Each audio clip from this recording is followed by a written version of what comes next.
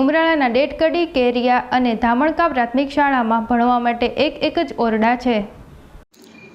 ઉમરાળાના ડેટકડી, કેરિયા અને ધામણકા ગામોની શાળામાં એક જ ઓરડા છે. ડેટકડી, કેરિયા અને ધામણકા ગામોની પ્રાથમિક શાળાના વિદ્યાર્થીઓ મેદાનમાં બેસી ભણવા મજબૂર. ઉમરાળા તાલુકાની લગભગ શાળાઓમાં ઓરડાની ઘટ છે, જ્યારે 17થી વધુ શાળામાં ઓરડાઓ જર્જરિત હાલતમાં છે. ભર ચોમાસે ભીંજાતું બાળપણ. 4 ઓરડામાં 1 થી 8 ધોરણનું ચાલે છે શિક્ષણ. આમ તે કેવી રીતે ભણશે ગુજરાત? 1 થી 8 ધોરણ સામે માત્ર 4 જ ઓરડા હોવાથી મેદાનમાં વિદ્યાર્થી ઝાડ નીચે ભણે છે. સ્કૂલ ચલે હમ.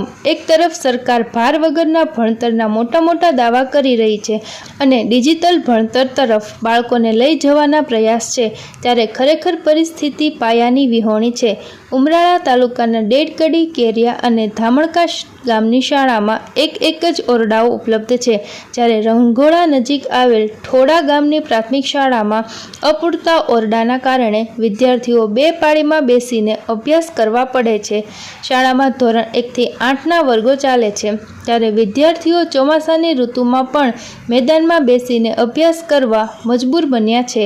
ઠોડા ગામની પ્રાથમિક શાળામાં 1 થી 8 ધોરણ સામે ફક્ત 4 ઓરડાઓ આવેલા છે.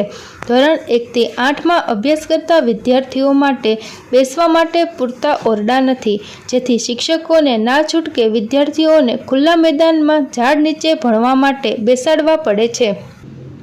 હાલ પ્રાથમિક શાળામાં 4 થી 6 ઓરડાની ઘટ છે, જેથી શિક્ષકોને ના છૂટકે વિદ્યાર્થીઓને બહાર મેદાનમાં બેસાડવા માટે મજબૂર બને છે. જો વરસાદ પડે તો એક ઓરડામાં 2 ધોરણ સાથે બેસાડવા પડે છે, જેના કારણે વિદ્યાર્થીઓ ક્લાસરૂમમાં યોગ્ય રીતે બેસી શકતા નથી. ક્યારેક મુખ્ય આચાર્યની ઓફિસમાં પણ વિદ્યાર્થીઓને બેસાડી અભ્યાસ કરાવવો પડે છે.